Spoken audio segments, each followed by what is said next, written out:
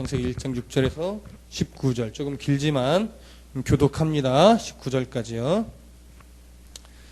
1장 6절서부터 하나님이 이르시되 물 가운데 궁창이 있어 물과 물로 나뉘라 하시고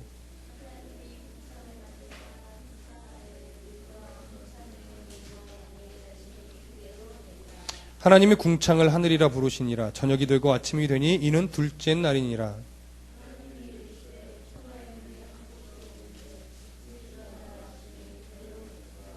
하나님이 묻힐 땅이라 부르시고 모인 물을 바다라 부르시니 하나님이 보시기에 좋았더라.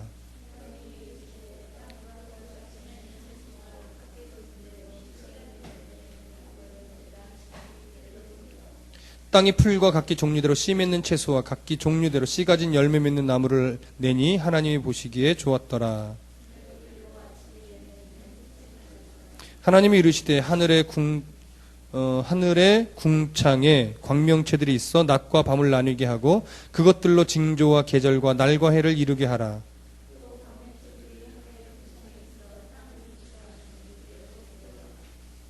하나님이 두 큰 광명체를 만드사 큰 광명체로 낮을 주관하게 하시고 작은 광명체로 밤을 주관하게 하시며 또 별들을 만드시고 낮과 밤을 주관하게 하시고 빛과 어둠을 나누게 하시니 하나님이 보시기에 좋았더라. 아멘. 지금 오늘 우리가 19절까지 읽은 본문을 보면 이틀째, 3일째, 그리고 사흘째 되는 날인데요. 오늘은 아마 한 3일째의 날 정도까지만 볼 수 있을 것 같습니다. 하나님께서 둘째 날에 하늘을 만드셨습니다. 그러나 우리가 첫 번째 공부 때 나눴듯이 사실은 하늘을 만든 것이 아니고 물을 구분하여 위의 물과 아래 물로 나누니까 자연스럽게 그 사이에 공간이 생겼고 하나님이 그 공간을 하늘이라고 이름을 붙인 것 뿐입니다. 그래서 하나님은 그 빈 공간을 하늘이라고 부르셨습니다. 그리고 밑에 있는 물을 한 곳으로 모이게 하고 그 다음에 거기에서 육지가 드러나게 하셨습니다. 그래서 육지를 하나님이 땅이라고 부르셨고 모인 물을 바다라고 부르셨습니다. 그리고 땅에 많은 식물들이 나게 하셨습니다. 이 창조의 내용이 출애굽 당시 출애굽의 백성들과 무슨 상관이 있는지 그리고 오늘 우리에게는 무슨 의미가 있는지를 오늘 본문을 통해서 살펴보고자 하는 것이 오늘 창세기 성경 공부 세 번째 시간의 주요 내용인 것입니다. 자, 1번의 문제를 오늘 좀 읽어보지는 못하셨을 텐데 저랑 같이 한번 따라서 흘러가 보시죠. 1번 문제를 읽어보겠습니다. 창세기 1장 6절에서 8절을 보면 하루 동안 물을 위의 물과 아래 물로 나누어서 하나님이 공간을 만드셨습니다. 그리고 그 공간을 하늘이라고 부르신 역사를 기록하고 있는데 그렇다면 이 둘째 날의 창조 내용을 통해서 하나님께서 광야의 이스라엘 백성들에게 전하고 싶은 메시지는 무엇이었을지 참고 9절입니다. 오타가 났네요. 참고 9절을 통해 모두 기록해 보시기 바랍니다. 라고 하는 거였어요.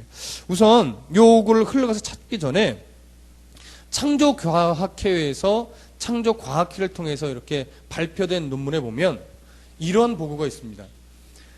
하나님께서 창조 둘째 날에 막 섞여져 있던 물을 하늘 위쪽의 물과 아래쪽의 물로 이렇게 나누시면서 그 사이에 공간이 생기고 땅 아래에 있는 그 물들을 한 곳으로 모으고 그 속에서 땅이 드러나게 하면서 바다와 땅의 구분이 생겼어요.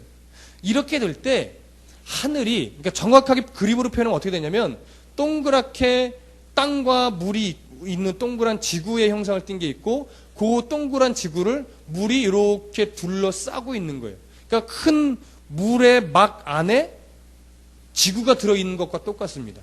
그러니까 이러면 어떠한 효과가 생겨나냐면 마치 비닐하우스 같은 하우스 효과가 생긴대요. 근데 오늘날의 비닐하우스와는 비교가 되지 않을 만큼 그 위에 물로 지구를 둘러싸고 있는 그 공간 위의 물, 하늘 위의 물들이 인간인과 모든 동물과 식물들이 서식하고 자라기에 아주 적당한 날씨를 제공한대요. 적외선을 차단하고 인간에게 좋은 햇볕, 적당한 햇볕을 주고 전체적인 날씨가 고루고루 지금처럼 적도와 뭐 이렇게 북극과 남극이 있지 않고 온 곳이 다 아주 적당한 날씨가 될 수 있을 만큼 오늘처럼 막 너무 덥고 너무 춥고 이런 날씨가 없는 아주 좋은 날씨가 만들어진다라는 거예요. 근데 노아 홍수 때 그 물이 다 쏟아져 내린 거예요. 하늘 위의 물이. 그러다 보니까 지구를 감싸고 있는 물의 막이 없어지다 보니까 적외선이 들어오고, 또 그러다 보니까 지구가 날씨가 계절이 막 이상하게 바뀌고 이렇게 됐던 거라고 창조과학계 과학자들은 그 논문을 통해서 발표를 하고 있습니다. 근데 성경적인 근거가 충분한 것 같습니다. 그래서 저도 이제 인정하는 쪽인데, 우선 오늘 하나님께서 이제 둘째 날, 셋째 날 이런 창조 기사를 성경에 기록한 것, 창세기 1장의 전반적인 내용은 그 말씀을 첫 번째 때 드렸지만 애굽에서 섬겼던 우상들과 아주 깊은 관련이 있었고, 하나님이 다스리라고 준 만물을 인간들이 자꾸 섬기고 경배하니까 그거 아니다, 경배하지 마라, 니들이 다스릴 대상이지 숭배와 경배의 대상이 아니다 라는 큰 그림을 하나 그려드렸어요. 그것에서 많이 벗어나지는 않습니다. 자, 그러면 출애굽기 7장 20절에서 25절은 어떤 내용이 있는지 여러분 한번 찾아보시면 좋을 것 같아요. 출애굽기 창세기 바로 다음이에요. 출애굽기 7장 20절에서부터 25절. 왜 하나님이 물을 나누고 바다를 만들고 그 바다와 땅이 드러나겠다는 것은 거기에 강도 생겼다는 것과 동일하거든요. 왜 그 기사를 기록하셨는지 이제 그 이유를 아실 겁니다. 자, 20절부터 교독합니다. 번갈아 가면서 있습니다. 출애굽기 7장 20절에서 25절 다 찾으셨나요? 출애굽기 7장 20절 제가 먼저 읽습니다. 모세와 아론이 여호와께서 명령하신 대로 행하여 바로와 그의 시나이의 목전에서 지팡이를 들어 나일강을 치니 그 물이 다 피로 변하고,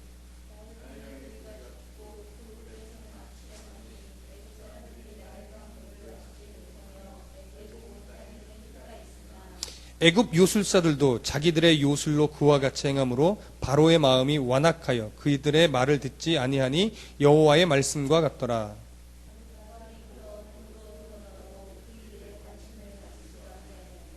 애굽 사람들은 나일강 물을 마실 수 없으므로 나일강가를 두루 파서 마실 물을 구하였더라. 예, 지금 이 장면은 모세 시대에 애굽의 백성들을 출애굽시키는 그 과정 속에서 하나님께서 모세를 통해서 애굽 백성들에게 첫 번째, 너희들이 이스라엘 백성들을 보내주지 않으니까 재앙을 내리겠다 해서 첫 번째로 내린 재앙이 바로 이겁니다. 나일 강물을 피로 변하게 만드는 거예요. 그래서 그 나일 강에 물고기들도 살지 못하게 만든 겁니다. 그러면 이것이 왜 중요합니까? 이유는 하나예요. 애굽에서 섬기던 신들 중에 하나가 바로 나일강의 신입니다. 나일강에서부터 뭔가 생명의 근원들이 난다고 해서 나일강을 숭배했고, 더군다나 나일강 안에 살고 있는 물고기까지도 숭배했던 그러한 사람들이었습니다. 오늘 아까 요셉의 영화를 봤는데요, 요셉의 시대 다음이 뭐예요? 모세 이야기예요. 그러니까 모세가 국무총리가 애굽의 국무총리가 됐잖아요. 오늘 만화에서도 갖고 요셉이 국무총리가 됐잖아요. 요셉이 이집트의 국무총리가 돼서 야곱과 형제들이 다 흉년 때 요셉을 만나서 애굽으로 왔고, 애굽의 왕이 고센이라는 지역에 땅을 줘서 이스라엘 백성들이 거기서, 그러니까 야곱의 자손들이 거기서 잘 살았던 거예요. 요셉과 함께. 그래서 요셉이 살아있는 동안에는 야곱의 자손들, 요셉의 형제들이 거기서 아주 풍요롭고 넉넉하게 살았어요. 그런데 나중에 창세기를 읽어보면 나오지만 요셉이 죽고 나서 이집트인들, 애굽 사람들의 기억 속에서 요셉이 사라지는 시기가 됐어요. 좀 지나면 잊어버리면서 애굽 사람들이 야곱의 자손들, 요셉의 형제들이 막 부흥하고 사람이 많아지고 재산이 늘어나는 것을 두려워했어요. 그래서 어떻게 할까 하다가 저들을 노예로 삼자. 그래서 모세를 기억하지 못하는 세대부터 이집트 사람들이 이 이스라엘 백성들, 야곱의 후손들을 다 노예로 삼고 힘들게 만들고 노역을 시키고 때리고 했어요. 그래서 몇 년 동안 노예로 부려먹었냐면 430년을 노예로 부려먹습니다. 그리고 430년 무렵에 하나님께서 모세를 태어나게 하고 모세를 40년 동안 이집트의 왕자로서 살게 만든 거예요. 그러고 나서 40세 되던 해에 모세를 광야로 나가서 훈련시킵니다. 왜? 자기 동족을 때리는 장면을 보고 이집트 사람을 때려 죽이잖아요. 그래서 도망갑니다. 그래서 광야에서 삼촌의 집에서 40년을 살게 되고 80세가 된 노인이 다시 애굽으로 와서 하나님께서, 여호와 하나님께서 이스라엘 백성들을 내보내란다. 내보내란다. 그래서 데리고 나가려고 그랬더니 바로 왕이 못 내보낸다. 그래서 오늘 그러니까 내렸던 재앙의 첫 번째가 나일강을 피로 물들게 만든 사건인 거예요. 그러니까 요셉과 모세 시대 약 500년 그 어간 안에 생긴 일인데 내용은 이어지는 겁니다. 자, 그렇게 해서 이것을 알고 있던 모세가 이 사건을 기억하면서 어리석은 이스라엘 백성들이 자꾸 우상들을 섬기니까 첫 번째로 강물도 뭐라고요? 하나님의 피조물이라는 거예요. 근데 왜 너희가 자꾸 우상을 섬기냐 이거죠. 그러니까 우상을 섬기지 말고 강 속에 살던 고기까지도 너희들이 우상을 섬겼던 애굽 사람들을 너희들이 자꾸 따라가려고 하는데 안 된다 이거예요. 안 된다 이거예요. 우상적인 생각을 아직까지도 완전히 버리지 못했던 광야의 이스라엘 백성들에게 하나님은 사람에게 풍요로움을 주는 하나님, 우리의 하나님이라 이거예요. 강물이 풍요로움을 주는 것도 아니고 강물 속에는 물고기가 풍요로움을 주는 것이 아니라는 겁니다.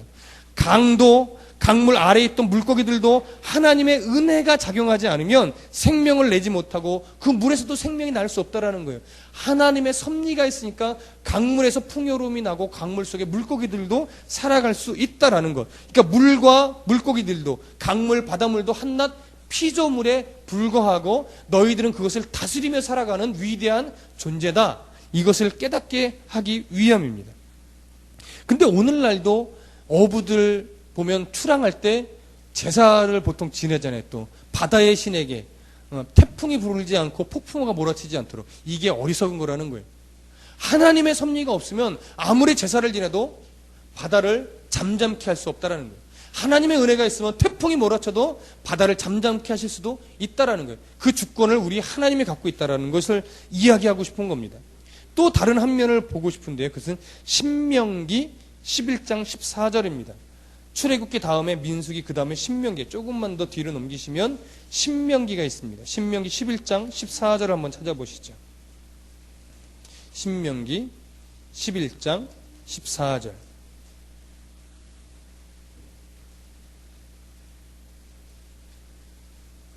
신명기 11장 14절. 다 같이 읽어보겠습니다. 시작. 여호와께서 너희의 땅에 이른비 늦은 비를 적당한 때에 내리시니 너희가 곡식과 포도주와 기름을 얻을 것이요.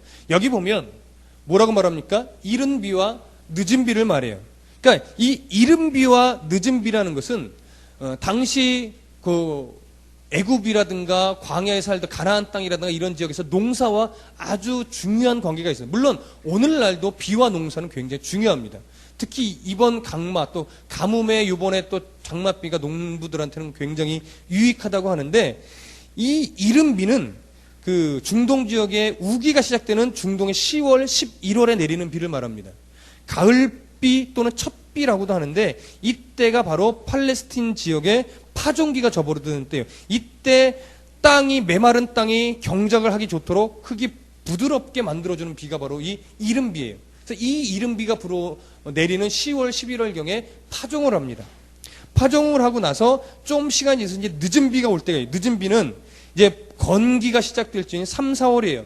봄비라고도 하죠. 우리나라랑 좀 반대인데 이 봄비가 내리는 3, 4월에 이제 추수 때, 그러니까 추수에 접어들 때 이 늦은 비가 내려야 농작물이 아주 튼실하게 결실을 맺고 풍요롭게 해주는 역할을 하는 거예요. 그러니까 이른 비와 늦은 비를 적당하게 하나님이 내리셔야 농사가 잘 되고 풍년을 맞이할 수 있는 겁니다. 그러면 이 비, 이른 비와 늦은 비가 어디서 내립니까? 하늘에서 내리죠. 특히 하늘에 있는 뭐요? 물.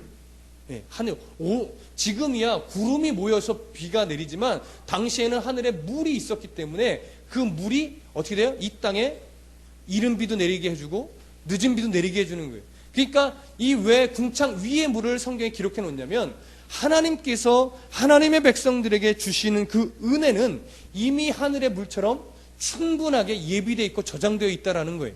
그 하늘의 물을 바라보고 창조 때 그 물을 기억하면서 노아 홍수 때 거의 다 쏟아져 내렸지만 그 하늘 위의 물을 예비해 놓으신 그 하나님의 은혜를 생각하면서 그리스도인들에게 하나님께서 놀라운 은혜를 예비해 놓고 있으시다는 것을 기억하고 잊지 말라라는 거예요.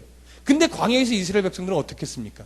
물이 없다고 원망하고, 먹을 게 없다고 원망하고, 고기 먹고 싶다고 원망하고, 광야에서 생활은 거의 원망이었어요. 원망. 니들이 모세야, 네가 나를 굶어 죽게 만드느냐? 차라리 애굽의 노예로 그대로 있었으면 우리가 굶어 죽지는 않았을 거다. 가마 옆에서 고기도 삶아 먹고 채소도 먹고 원하고 싶은 거 다 먹었는데 광야로 네가 우리를 데리고 나와서 우리가 굶어 죽겠다. 그랬더니 하나님이 주신 게 만나였어요.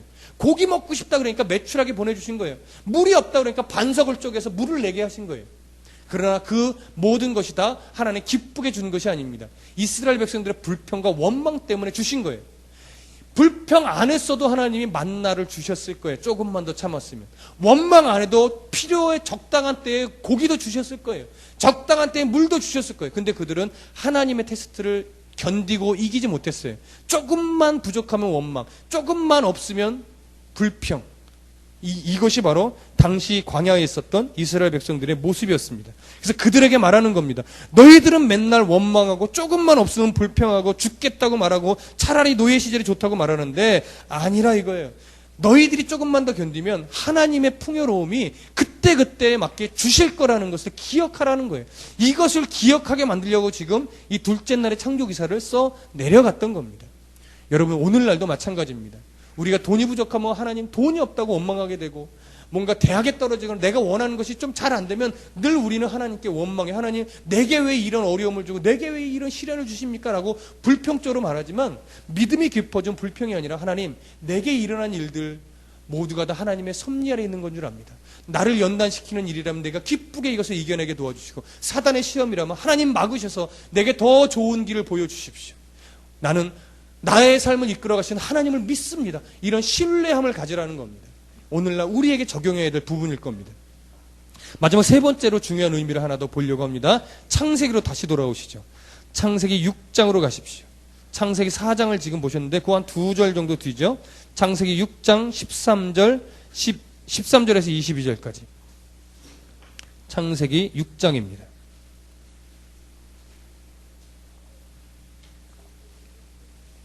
창세기 6장 13절에서 22절까지. 찾으셨습니까? 지금처럼 잘하고 있습니다. 중요한 거는 이렇게 메모하시면서 그렇게 계속 들으시면 되겠습니다. 뭐 다 쓰실 필요는 없고 중요한 부분만. 자, 창세기 6장 13절에서 22절. 교독합니다. 교독이란 것은 번갈아 가면서 읽는다는 얘기입니다. 제가 먼저 13절을 읽겠습니다. 다 찾으셨죠? 네, 읽습니다. 13절. 하나님이 노아에게 이르시되 모든 혈육 있는 자의 포악함이 땅에 가득함으로 그 끝날이 내 앞에 이르렀으니 내가 그들을 땅과 함께 멸하리라.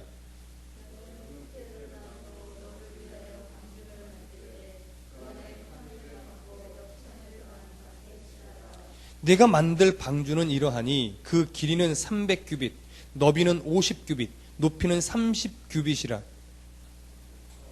16절입니다.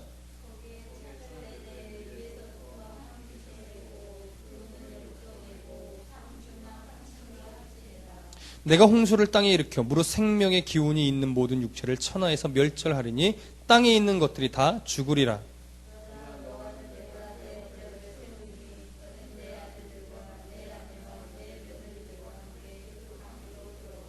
혈육 있는 모든 생물을 너는 각기 암수 한 쌍씩 방주로 이끌어들여 너와 함께 생명을 보존하게 하되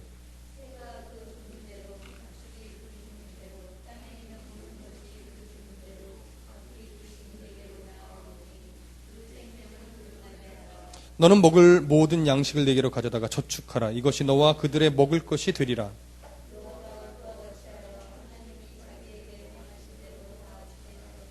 아멘. 자, 이 부분이 어떤 내용입니까?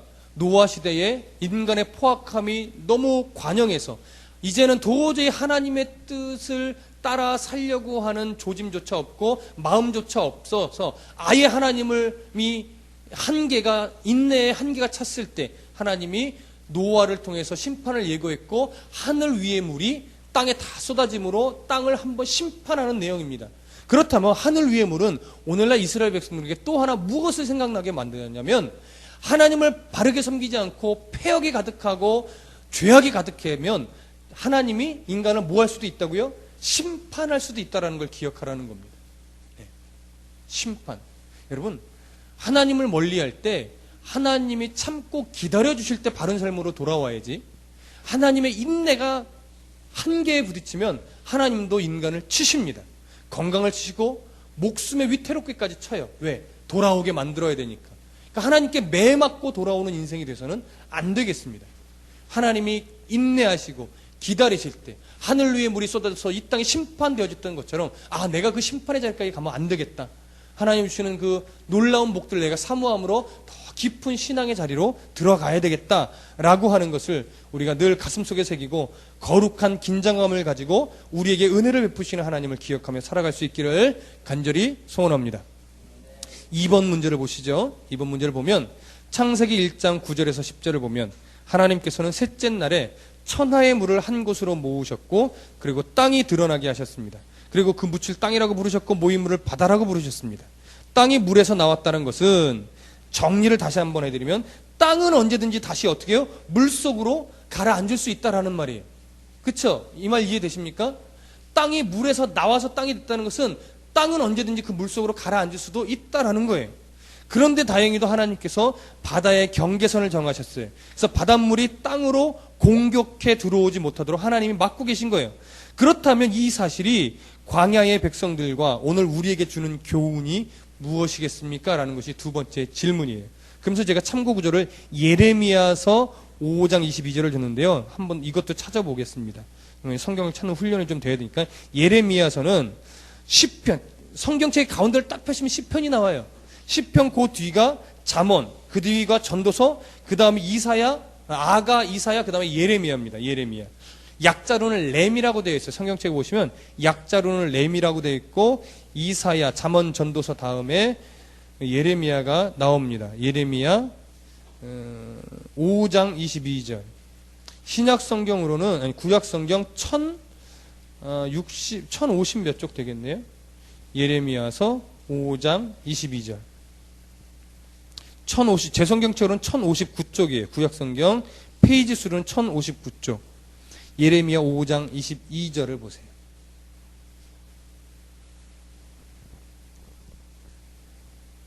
찾으셨습니까?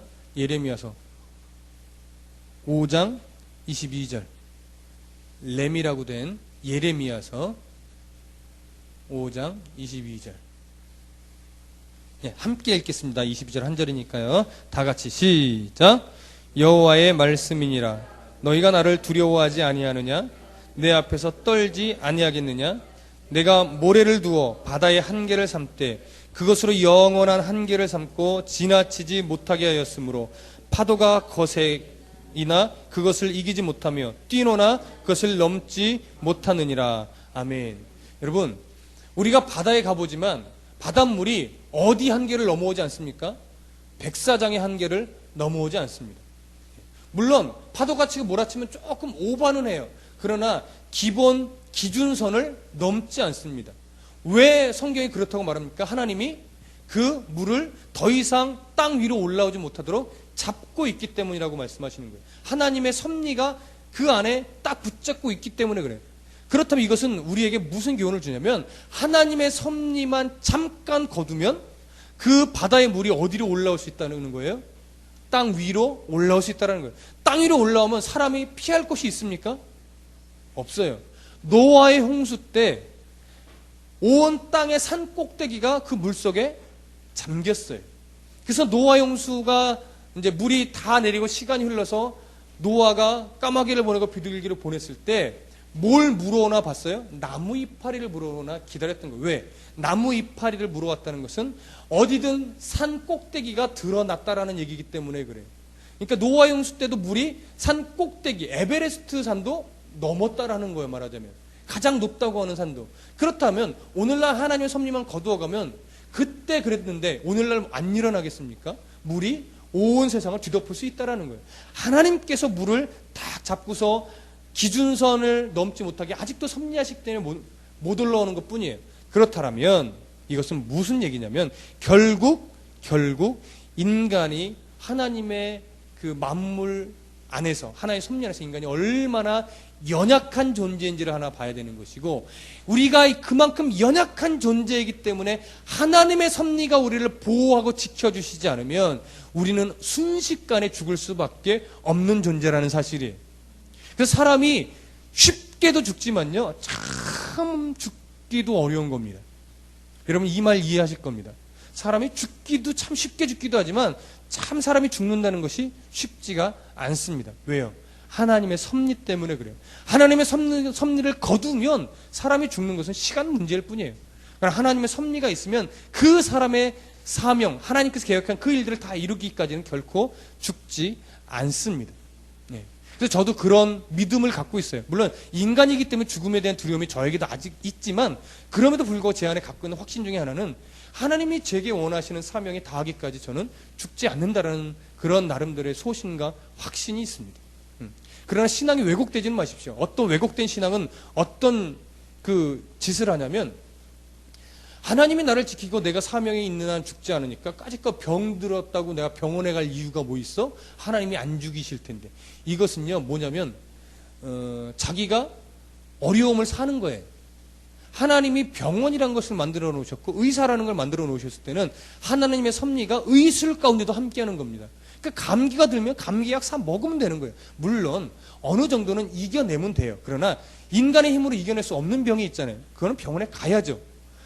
뉴스나 추적 20분, 추적 24시 이런 데 보면 신앙이랍시고 애들 막 배 이딴만해질 때까지 막 기도한답시고 병원에 안 데리고 가는 사람이에요. 그 신앙이 아닙니다. 하나님을 불신하는 거예요. 하나님이 의사라는 것 만들어 놓고 의술이라는 걸 만들어 놓으셨어요. 약을 만들게 하나님이 만들어 놓으셨단 말이에요. 그러니까 신앙은요 의술을 믿는 거예요. 어떤 의술을요? 의술을 통해서도 하나님이 내 삶에 역사하실 것이다. 이게 믿는 것이 신앙이지, 세상에 의술은 필요 없어, 기도만 하면 돼, 이거는 광신자입니다. 광신자. 신앙은 광신자를 만들어내는 게 아니에요. 여러분 절대 광신도 맹신도 되지 마십시오. 하나님을 정확하게 알아서 바른 신앙을 가지셔야 됩니다. 이것이 하나님의 섭리를 믿는다는 거예요. 하나님의 섭리. 그러니까 하나님의 섭리는 만물을 창조하신 것만이 아니고 만물 속에 인간이 살아가는 원리 안에도 그 하나님의 섭리는 동일하게 있는 겁니다. 의사, 뭐 변호사, 모든 직업들 안에. 그러니까 그 직업이 나쁜 것이 아니고 직업을 사단의 원칙대로 직업 생활을 하는 사람이 잘못된 거죠. 그러나 모든 직업들, 모든 세상의 원리를 하나님의 방법대로 하면 거기에는 하나님의 통치가 이루어지고 그 통치 아래서는 정말 하나님의 뜻이 이루어지는 것입니다. 그 하나님의 섭리가 거두어 가시지 않도록 여러분 기도하셔야 됩니다. 우리 인생, 하나님 내 인생 가운데 하나님의 섭리를 거두지 말아 주십시오. 내게 성령을 거두지 말아 주십시오. 이런 기도가 우리에게 필요합니다. 자, 이제 마지막 3번 문제를 보시죠. 창세기 1장 11절에서 12절을 보면 하나님께서 땅에게 풀과 씨 맺는 채소와 각기 종류대로 씨 가진 열매 맺는 나무를 내라고 명하실 때 땅이 순종하여서 그대로 생명을 내는 것을 보게 됩니다. 특별히 12절에 보면 창조기사의 독특한 표현이 나오는데, 그것이 뭐냐면 하나님이 보시기에 좋았더라 하는 말입니다. 만물을 하나님이 창조해놓고 이야 참 좋았다, 보기 참 좋다 이렇게 말하는 거예요. 이 말은요 그냥 하나님 보시기에 좋았다 이것으로 끝나는 것이 아니고, 이 말에는 신적인 성품이 담겨있는 표현이에요. 신적인 성품. 그러니까 왜 신적인 성품이냐면, 하나님이 보시기에 좋았다라는 것은 하나님이 세상을 만들 때 부모와 자녀가 갖는 어떤 그 애정, 부성애 같은 것이 담겨져 있다라는 거예요. 그래서 하나님이 창조주로서 세상을 만들어 놓고 방관하거나 니들이 알아서 하거나 아니면 잘못하면 내가 벌 줄 거야 이렇게 방관자, 때로는 심판자로서 세상을 만든 것이 아니고, 세상을 하나님이 하나님의 의도대로 완벽하게 창조해 놓고 그것이 하나님의 섭리 안에 계속해서 진행되도록 하나님이 계속 간섭하시고 보호하시고 지켜보신다라는 얘기예요. 그러니까 결국 이 좋았다라고 해당하는 이 히브리어는 토브라는 말인데, 그 토브라는 말에는 위대하다, 때로는 놀랍다, 아니면 완벽하다, 때로는 아름답다 이런 의미가 있습니다. 그러니까 하나님이 만드신 창조물은 하나님의 의도대로 완벽하게 창조되었다라는 거예요. 완벽하게 창조되었으니까 하나님 보시기에 어떻게 해요? 보기에 좋은 겁니다. 그래서 하나님의 창조물인 물질 세계도 이렇게 선하게 지어진 것이에요. 어떤 영지주의나 이런 세상의 철학들은 보면요, 만물은 악하다고 말해요. 그건 잘못된 철학입니다. 하나님이 선하게 만물을 창조하셨고 그 선한 만물을 하나님이 잘 다스리게끔 인간에게 위임하셨습니다. 근데 어리석은 인간이 그 만물을 자꾸 훼손하며 살고 있지. 그래서 그리스도인은 이 땅에 살아갈 때에 예를 들어서 분리수거 같은 것도 참 잘 하셔야 되는 거예요. 만물을 훼손시키는 역할을 그리스도인이 하면 안 됩니다. 왜냐하면 이 물질 세계도 하나님이 선하게 지으셨기 때문에 그렇습니다. 이렇게 선하게 창조하신 하나님은 그것들에게 이름을 부여합니다. 이름. 당시 고대 민족 사회에서 이름을 붙인다는 것은 굉장히 중요한데요. 이름을 붙이는 그 사람이 어떤 주권이나 그것에 대한 소유권이 있다는 얘기예요. 결국 뭐예요? 만물을 창조하시고 이름을 붙이신 하나님은 그것의 주인이시라는 의미가 또 담겨 있는 겁니다. 이렇게 하나님께서 만물을 선하게 창조하셨고 그것에 이름을 부여하시면서 만물이 하나님의 피조물임을 드러내셨습니다. 그리고 부여된 이름에 맞게 만물이 자기 위치 속에서 잘 자라고 운행이 되고 있습니다. 만약에 만물이 하나님이 창조한 그 원리대로 만물이 돌아가지 않으면 이 세상은 뒤죽박죽 될 거예요. 물고기가 땅 위로 올라올 수 없습니다. 사자, 호랑이가 물속으로 들어갈 수 없어요. 그러면 다 죽는 거예요. 물이 바다 위로 올라가면 사람이 다 죽습니다. 땅도 바닷속으로 가라앉으면 사람이 다 죽는 거예요. 그러니까 이름이 붙여진 그대로 그 위치에서 자기 역할을 감당해야 되는 거예요. 그렇다라고 하면 그리스도인이라는 이름이 붙은 우리들, 성도라고 이름이 붙은 우리들은 어떻게 살아가야 하겠습니까? 어떻게 살아가야 마땅하겠습니까? 앞으로 다드림교회에서 함께 신앙생활하고 성경을 통해서 하나님의 뜻을 알아가면서 점점 우리 안에 깨달음이 올 겁니다. 아, 그리스도인은 이렇게 살아야 되겠고, 아, 나는 내가 성도로서 내 삶이 이러니까 이 안에서 나는 이렇게 살아가야겠구나. 이런 것들에 대한 깨달음이 있을 거예요. 이 깨달음이란 표현은 득도와는 다른 겁니다, 여러분. 득도는 자기 수행을 해서 해탈하는 거지만 이 성경에서 말하는 깨달음은 하나님이 알게 해주시는 겁니다. 하나님이 생각나게 해주시는 거예요. 그럴 신앙의 수준으로 점차 끌어올리시는 거예요. 여러분, 하나님께서 그렇게 여러분들의 신앙을 끌어올리실 때 보여주시고 깨닫게 해주신 대로 삶에 적용하면서 살아가시기 바랍니다. 이 세상에 그리스도인과 교회가 영향력을 미치지 못하는 이유는 하나님이 보여주신 대로 안 살아서 그래요. 하나님이 깨닫게는 해주신데 그렇게 안 살아서 그래요. 왜? 그렇게 살아가면 이 땅에서 내 삶에 불이익이 오고 별로 좋아 보이지 않으니까요. 실제로 예수 믿는 사람답게 세상에서 살면요, 별로 좋은 소리 못 듣습니다. 술자리에서 술 한잔 같이 마셔줘야, 야, 너 참 사회성 좋다 이렇게 말하죠. 로비할 때 로비도 좀 해. 이 사람 장사할 줄 아네. 이렇게 말하는 거예요. 근데 그리스도는 그렇게 하면 안 되거든요. 그러면 당신이 세상 살아갈 줄 몰라. 야, 이 회식 자리에서 나도 예수 믿는데 너 술 한잔 정도는 해야지 이 세상 살아가서 너 그러면 승진 못해. 이딴 소리 듣는단 말이에요. 이것이 두렵고 정말 그렇게 될 것 같으니까 어떻게 돼요? 그대로 따라가는 거예요. 교회 안에서는 아멘 할렐루야 하는데 밖에 나와서는 아멘 할렐루야가 아니라 자기가 유익이 되는 생각대로 그렇게 살아가요. 그러니까 하나님 앞에서 그 사람들이 영향력을 못 미치는 겁니다. 그러나 한번 그렇게 살아보십시오. 안 될 것 같지만 해보십시오. 궁극적으로 하나님이 그 사람을 높여주십니다. 그런 승리의 삶을 맛보는 다드림교회 복된 성도들이 되시기를 간절히 소원합니다.